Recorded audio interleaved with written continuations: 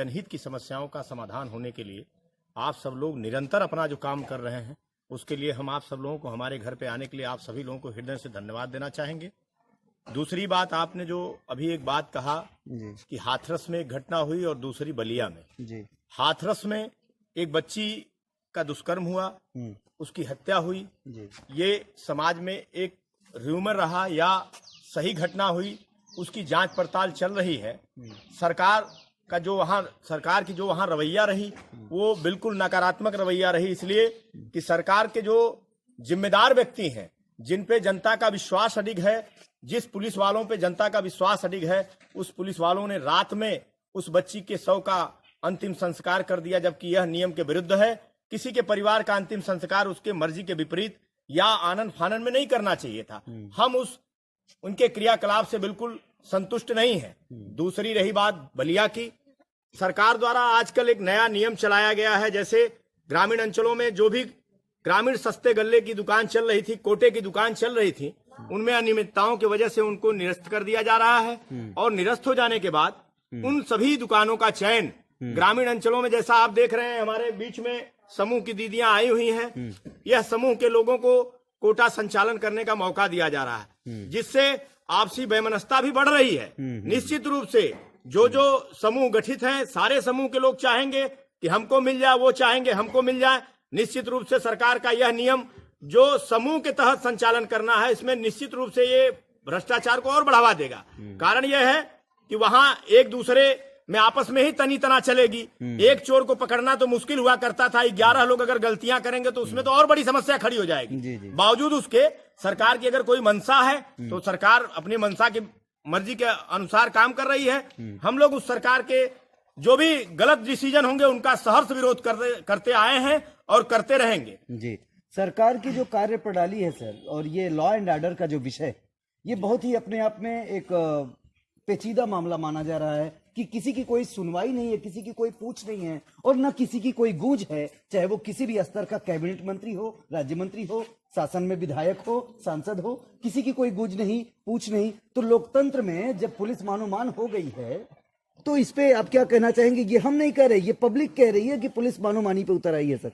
जैसा आपने एक बात सुना होगा, ग्रामीण अंचलों में कहा जाता है कि जैसे लाल चाउर वैसे दचियार गहकी, जैसे एक कहावत कही गई है। हम इसलिए कहना चाहेंगे कि जाति विशेष को देख करके जब हम मतदान करेंगे, अपने सही दिशा में मतदान जब तक हम नहीं करेंगे, सही लोगों का चयन जब तक हम नहीं करेंगे, तब तक इन समस्याओं से हमको निरंतर लड़ना है। उसमें समाधान तो हो ही नहीं सकता। आजादी नहीं, कई आजादी हमको मिल जाए, लेकिन इसमें जीवन जन्म नहीं सुधार हो सकता है। आप समझ लीजिए, खतौनी में हमारा नाम पंकज है और अंक का मात्रा छूट गया, तो उस अंक के मात्रे को ठीक कराने के लिए हमको मुकदमा दाखिल करना है, नोटिस तामील कराना है। इसके बाद आगे पीछे दौड़ते दौड़ते अपने नाम के अंक के मात्रे को जुड़वाने में 10,000 20,000 रुपया भी खर्च कर देना होगा, तब भी संभवतः हमारा नाम जुड़ने में असमर्थ रहता है। जैसे आप जानते हैं, अभी आधार कार्ड जैसे ग्रामीण अंचलों में बनाने के लिए तमाम ऐसी व्यवस्थाएं दी गई थी कि कहीं से कोई भी आधार कार्ड बनवा लेता था, लेकिन सरकार ने अभी आधार कार्ड में एक तरह से समझ लीजिए कि भ्रष्टाचार को और इजाफा दे दिया।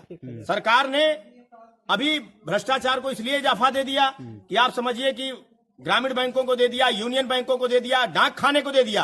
वहां जनता से 500 रुपया लेके आधार कार्ड बनाया जा रहा है। जबरदस्त जनता का शोषण हो रहा है। इसलिए सरकार की जो भी नीतियां चल रही हैं, वह नीतियां पारदर्शी नहीं है। हम नीतियों से संतुष्ट नहीं, भ्रष्टाचार में लिप्त हैं। जी पंकज जी, ये जानना चाहेंगे कि आपकी पार्टी जिससे आप आते हैं, सीपीआई, वहां पर 60 सीटों पे, बिहार में जो विधानसभा चुनाव का माहौल चल रहा है, 60 सीटों पर आवंटित हुए आपकी सीटें, जो 7 सीटों पे, जिसका नेतृत्व तो कहीं न कहीं हमने सुना था, आपने बताया विधायक कन्हैया कुमार के नेतृत्व में चल रहा है। कितनी सीटें? 7 में से 7 की 7 सत्ते पे सत्ता लगने वाला है क्या? देखिए, ये तो जनता की बात है और जनता की आवाज उठाने का काम सिर्फ और सिर्फ अगर कोई करता है तो जमीनी स्तर पे वो कम्युनिस्ट पार्टी करती है, जिसको लोग आज के डेट में ग्रामीण अंचलों में कहीं ना कहीं, हमने आपसे अभी पहले बताया कि जातिगत भावनाओं में लोग बिखरते चले जा रहे हैं। कम्युनिस्ट पार्टी एक ऐसी पार्टी है, हम 96 से कम्युनिस्ट पार्टी में जुड़े हैं। हमारी विचारधारा में कम्युनिस्ट पार्टी अंदर तक प्रवाहित कर चुकी है। इसलिए नहीं कि हम कम्युनिस्ट पार्टी से हमको कोई लाभ है, हम लाभ की बात जब दिन सोच लेंगे उस दिन हम कम्युनिस्ट पार्टी में नहीं रह पाएंगे। कम्युनिस्ट पार्टी मतलब समाज की पार्टी, कम्युनिस्ट पार्टी मतलब दबे कुचले की पार्टी, कम्युनिस्ट पार्टी उसकी आवाज उठाती है जिसकी आवाज कोई नहीं उठाता। इसलिए सवाल बिहार का है, आपने बताया बिहार में महागठबंधन चल रहा है, बिहार में जनता नया परिवर्तन लाना चाह रही है और आपको परिवर्तन जल्द ही दिखेगा। जहां तक बात रही कन्हैया कुमार आज के युवा चेहरों के एक जबरदस्त मिसाल के रूप में कायम हो रहे हैं। और आप समझिए कि कन्हैया कुमार जिन जिन संघर्षों को झेल रहे हैं, आप समझ सकते हैं कि कन्हैया कुमार के साथ सरकार ने जो सौतेला व्यवहार किया। कन्हैया कुमार जेएनयू के यूनिवर्सिटी के उस कार्यक्रम में नहीं सम्मिलित थे जिसमें उनको देशद्रोह जैसे मुकदमे का संकट झेलना पड़ा, सामना करना पड़ा। उनके खिलाफ फर्जी चार्जशीट लगवा दिया गया। सरकार का यह रवैया बिल्कुल ही नकारात्मक रवैया रही है, मैं इसके विरोध। सर, एक आखिरी सवाल आपसे जो है कि आप लोगों को जब आपने कहा कि हम जमीनी हकीकत पर काम करते हैं, भौतिकवाद में जीते हैं, तो कम्युनिस्ट हमारे विचारधारा में है, हमारे ब्लड में है, हाँ, रोम रोम में है, तो आपको चाइना का एजेंट और चाइना से जोड़ने का काम भारतीय जनता पार्टी के प्रवक्ता निरंतर क्यों करते हैं? क्या चाहते हैं? जैसे आप जान सकते हैं कि आप हमारे गांव में आए होंगे तो बीच बीच में रोड कहीं कहीं टूट गया होगा, धंस गया होगा। हमारे यहाँ कोई भी कार्य योजना पंचवर्षीय कार्य योजना के रूप में संचालित की जाती है। किसी भी कार्य योजना को सरकार की जो मंशा है वह पंचवर्षीय कार्य योजना में संचालित करती है, जबकि चीन 50 वर्षीय कार्य योजना को संचालन देता है। चीन कम्युनिस्ट देश है, वह 50 वर्ष को चैलेंज करता है और हमारे देश की सरकारें 5 वर्ष को चैलेंज करती है। और उस 5 वर्ष का जो रोड बनाते हैं वो एक ही वर्ष में धराशायी हो जाता है। उनका यह मैनिफेस्टो है कि हमको रोड का काम करना तो सिर्फ रोड का काम करना, इलेक्ट्रिक का काम करना तो इलेक्ट्रिक का काम करना, सीवरेज का काम करना तो सीवरेज का काम करना। आज चाइना अगर आप चले जाएंगे तो आपको लगेगा कि चाइना वास्तव में कोई कंट्री है। जीवन में व्यक्ति के जीवन में खान पान चाहे जो हो, जिसका जो भी खान पान का तौर तरीका हो, उस पर हमारा कोई कमेंट नहीं, लेकिन विकास के क्षेत्र में चीन की तुलना आज के डेट में कोई देश नहीं कर सकता। जिस तरीके से उनकी जीडीपी बढ़ते चली जा रही है और हमारे देश की जीडीपी जिस तरीके से गिरते चली जा रही है, उसमें निश्चित रूप से कहीं ना कहीं सरकारें दोषी हैं।